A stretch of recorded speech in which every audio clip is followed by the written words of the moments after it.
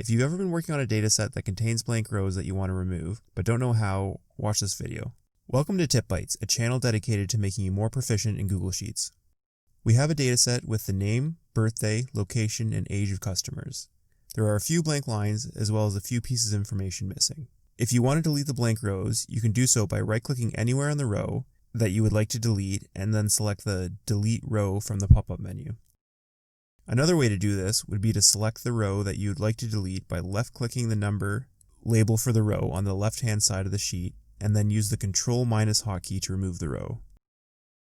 If you want to remove multiple rows, you can select all the rows that you would like to delete by left-clicking one row that you'd like to remove, while holding the Ctrl key select the rest of the rows that you would also like to delete. Then you can either right-click and select Delete, or use the Ctrl- hotkey. If you have a large dataset that would be too time-consuming to find each blank row, you can apply a filter by selecting all the data and then use the Create a Filter button from the menu bar. Then select a column that you would like to filter and select Clear, and then Blanks, and then OK. Now you can select all the blank rows by clicking the first row, holding down Shift, and then clicking the last row. Delete the highlighted rows, and then if you remove the filter, you'll be left with the non-blank rows.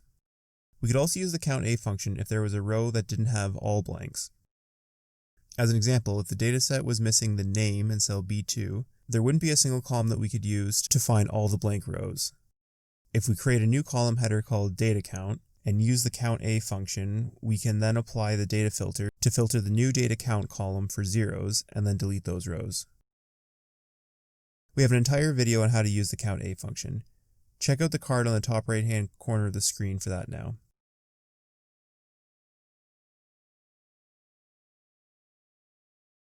If you found this video helpful, be sure to subscribe so you can be notified of other helpful videos by clicking the Bytes logo on the top left-hand side of the screen.